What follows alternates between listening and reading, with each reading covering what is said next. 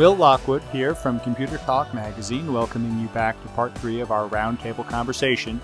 Here we'll talk about the need for pharmacies to develop new, more, and better ways to explain what they do and why what they do is of value to patients, prescribers, and payers. So it may be funny to move on to a final topic, which I'll ask you, Bruce, to address. Based on what we just said, which is how do we help consumers, patients, understand everything that pharmacy has to offer, which is, I say, is funny because essentially I'm saying, well, how do we get more people to come in, right? And what we've just been saying is, oh gosh, like we're doing everything we can just to manage at the moment. But strategically, as we develop technologies, as we develop staffing protocols to help address the demand, naturally, we're going to look at this and say, okay, well, what can we do next, right? And, Bruce, I think you said it once that there's maybe a little bit of a mentality in pharmacy that you invest in a technology or a tool or a process, and the concept is, well, if I buy it, if I build it, people will want to use it. The old field of dreams thing, right? Yeah. But it doesn't necessarily work that way. What's your experience from being in pharmacies, from talking with pharmacists, from your career in pharmacy about how to communicate better to consumers and patients what it is pharmacies offer, specifically, the things they really offer in the store? Well, and this is where I will divert a little bit. So there's a difference between telling people what you do and persuading people that what you do has value for them. And I mean, it happened to me just yesterday afternoon. So I've been in the business for 40 some years. My wife has been married to me for 50 years next month, or in a couple of weeks. And God bless her for putting up with me for this. But we're watching TV, the news yesterday, and on comes Joe Namath with his commercial for a Medicare Part C plan. And that reminds her that she'd had a conversation with my daughter just last week at Thanksgiving, who works for a company that sells a Medicare Part D planning service thing. And she says, what does it mean when Robin says that she's spending all of her time right now helping pharmacists, enroll people in Part D plans? What's that got to do with a pharmacy? And that's the problem. So these services that we're providing are not the conventional services that consumers are looking for. And if you put up a sign in the pharmacy says, we'll help you select a Part D prescription plan, that's great. Some modest percentage of your people will understand what that means, but most people don't digest what that means. I still marvel at the websites I see where the pharmacists say, we provide MTM services. What does that mean to a consumer? Absolutely nothing. And so my particular passion at the moment for pharmacists is to persuade them that they need to understand that marketing is not something you do for 5 minutes off the edge of your desk when you have nothing else to do. And if you're going to get involved with a greater role in immunization, heaven knows if you're going to start doing pharmacogenomic testing, I can't say it, PGX, these things need to be explained, but they need to be explained in a way that is persuasive and communicates value to the consumer. And to me, that means at the end of the day, you need to hire somebody who knows how to do it. One of my favorite sayings is attributed to Mark Twain, where he wrote somebody a really long letter. And he said, I would have written you a shorter letter, but I didn't have time. So figuring out how to say things correctly and succinctly so that they convey a message to your consumers is a critical attribute. And if you're going to get paid for these services, and you need to, you can't absorb them into your workflow. You can't hire technicians to provide them if you're not being compensated. And that's the crunch that's coming. You're going to have to pay your technicians more or you're going to lose them. And in order to do that, you're going to need to figure out how to do testing and get paid for it. And right now, the easiest way to get paid for it is for somebody to pull out a credit card and pay for it. And people will do that.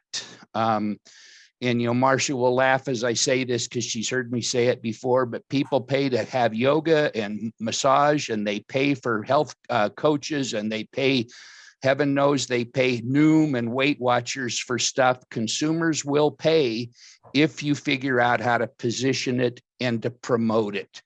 And at the end of the day, you're going to have somebody help you do that because you didn't learn it in pharmacy school. I've been trying to do it for years. I couldn't do it for you if you asked me to. You got to figure out how to say things the right way, at the right place, at the right time. That's my soapbox. Yeah. And there are so many now ways to communicate directly with consumers. Yeah, but and I'm going to jump on that. Saying it on Facebook is terrific, but the messages you're saying on Facebook for most of you are not persuasive. So the technology is there, the medium is there, but the phraseology, the message, the ability to romance, enhance, persuade, it's not just saying it. You have to say it the right way. But so then there's even a greater risk to feel like you're doing your marketing because, we're on this social media platform and we're on this one. And, we're doing all this stuff. We're sending text messages. We've got an email list. We're doing all these things. But what are you communicating and how comprehensible is it to people? I was just talking with a pharmacy and it seems like there are more and more retail pharmacies that are including adherence packaging as part of their offering. Right. Yes. And you think about what, just those two words, adherence packaging. I mean, we picture exactly what that means, but it gets back to your previous example, Bruce. There are so many terms in pharmacy that there's no reason why anybody, any average consumer, whatever their experience is in life, there's no reason why they would know what that means. Right. Yeah. Thank you. Well, and the simple fact, again, I will say, the different platforms can create the challenge. If you do finally figure out the message, you better be consistent across the platforms, because if you call into the pharmacy and you're on hold and that message tells you you can walk in to get anything, and your website says that, but then you come in and I say no, that's an issue. I think also, Bruce and Ann maybe can speak to this too, but I think the pandemic has allowed us to do some education. For example, with the vaccines, I mean, they will be paid for by someone. It's a question of who. And what I've learned is that many people don't realize that their insurance, what it covers, what it doesn't. Oh, what's a medical benefit? And what do you mean I need a pharmacy card? I've never needed that before. I thought it was paid for. Well, it is, but it's paid for by whom and how. And so that's led to some good discussion. And I think some really interesting, ways for them to realize that maybe what they assume happens so easily is not so quick. We've had situations where people didn't have their pharmacy cards and, they're coming to get a vaccine wherever they can find it. And they may not be your patient. And we say, well, this is the information we need. And well, where do you get your prescriptions filled? Well, I don't fill prescriptions, or I do, and then having to have them proactively, we're going to take care of you, but if you want to go get that information for me, here's what I need. And it's been fun to watch them go through that rather cumbersome process in order to find that data that they just assume we can magically find. So, I think the education is good, but again, consistent messaging across platforms. And Bruce, I agree with you 100%. Just saying we offer this here doesn't really impact me. What do you mean by that? Why should I do it? Well, and the piece that dovetails with that is you don't just need to talk to your consumers. You need to talk to your physicians. You need to talk to your employers and all these other people. And for some of the new services that a pharmacy might want to implement, the best advice I got was from a pharmacist named Dennis Song in Flower Mound, Texas. He says, you don't want to get ahead of your physicians. And this has been a classic example. So he does appointment-based, consumer paid for nutritional consultation. So people make an appointment, they pay him $50, they come in, he sits down and he works with them. But he doesn't work with people who he doesn't already know the physicians for.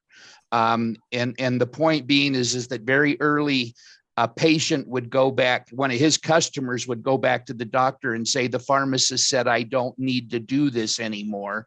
And obviously that would explode the physician up and destroy the whole relationship.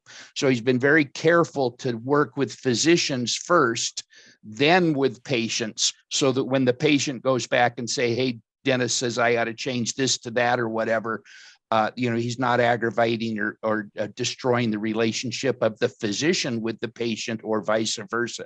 So it takes communication with consumers and physicians and other influential people in the community. And that's not a simple Facebook post. No, well, and potentially, I think maybe with ACOs and the closed systems, that collaboration and that message hopefully can be more holistic and have a single point of messaging going to those patients. All right. Well, that is a lot of food for thought there on a couple of different topics, and I want to bring us to a close here as we run into our time limit for our conversation. And are there any final thoughts anyone wants to share? Final inspirational quotes or things for pharmacies to keep in mind for 2022? Well, and I just want to also say thank you for you all for the work you did for us this year in writing on many of these topics throughout the year. And, like you said, Marsha, you and Bruce were in some of the prototypes of what we're talking about today, back in the day. So, appreciate always giving us the newest of what's possible for our readers. I mean, I do want to close by saying one thing. The future's bright. You can do this. I know it can be done because I see people doing it. So the changes can be made, the money can be earned, and the patients can be helped. It's possible. You just have to keep going. All right. Well, Ann? No, I was just going to say, well said, Bruce. I think, that's the message, is stay hopeful for 2022 and keep persevering on. Absolutely. Every day is a new day, and you see a new way to do something. That's great. All right. Well, thank you all, and we'll look forward to talking again with you soon in the new year. Thanks for joining us for this Roundtable conversation series. Be sure to check out ComputerTalk.com and Computer Talk for the Pharmacist print edition for more.